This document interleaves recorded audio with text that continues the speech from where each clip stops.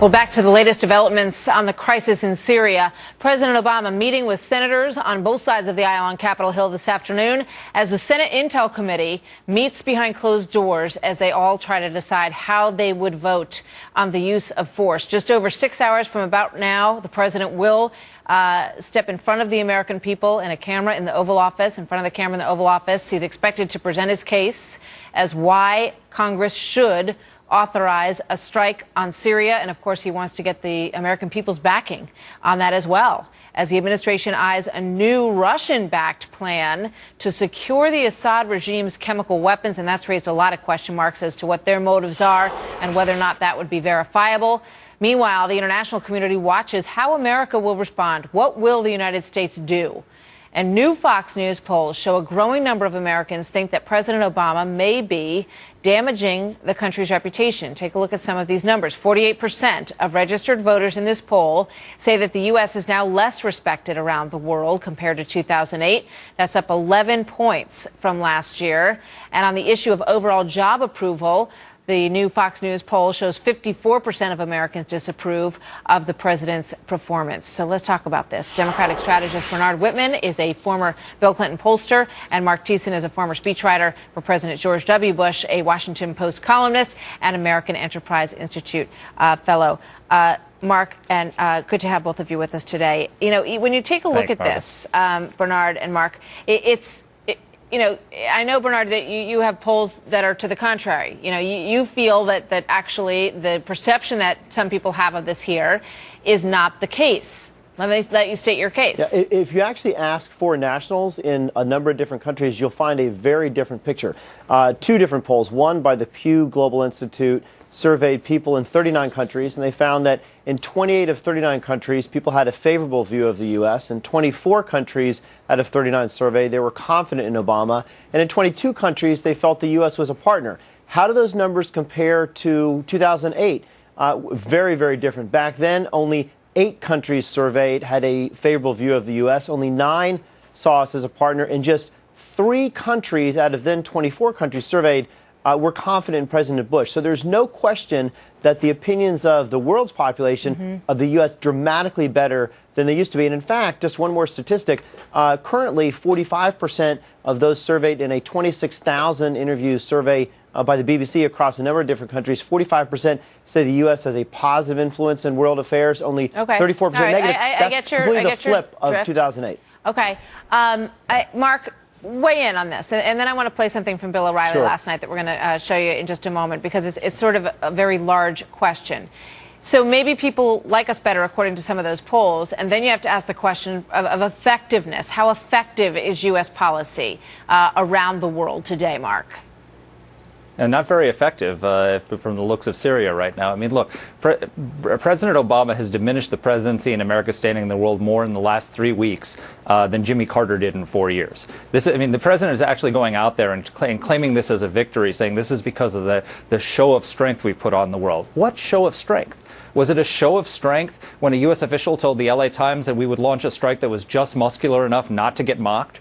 Or when Secretary Kerry said yesterday that whatever we did would be unbelievably small? Was that a show of strength? And was it a show of strength when Obama walked back from his own red line and said it was the world's red line, and then went to the world to enforce it, and nobody but France joined us? And pulling back even a little bit further, I mean, tomorrow is the 1-year anniversary of the Benghazi attack. No one has been held to account. Was that a show of strength? If you want to know how much respect the world has for us, why did Bashar Assad use chemical weapons? Because he didn't respect the United States, because he didn't think that we'd follow through on our commitments and do anything about it. So if you want to see a sign of our respect, the respect for the world, see it in the pictures of those children who've been gassed by chemical weapons. Let's listen to Bill O'Reilly from last night asking the question whether or not America has the strength and the power and the will that it once had. The sad truth is we cannot do it any longer. The USA is too weak, and it pains me to say that. It's too weak to even take care of a cheap thug like Assad.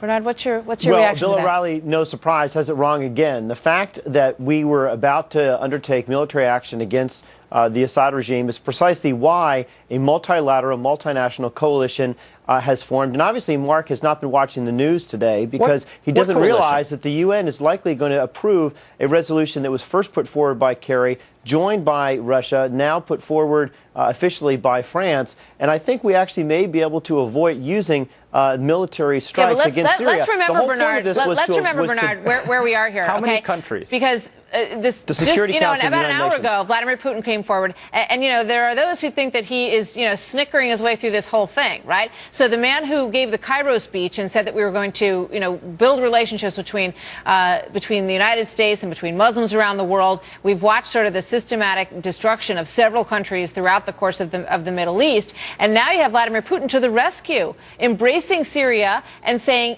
don't worry, we're going to take care of this. You and I will work out the chemical weapons issue. And by the way, United States of America, you need to back off. No show of force. You must negate this idea of any sort of military strike, or I'm not going to go back there and talk to Syria again. Bernard, quickly your reaction, and then Mark. I disagree. In fact, the threat of military force is what brought Assad to the table. No, but now Russia is saying that the only way that they'll go forward with this if we promise that we won't use any military force. We will never take military force off the table as an option because if the inspectors aren't conclusive, we still reserve the right to strike.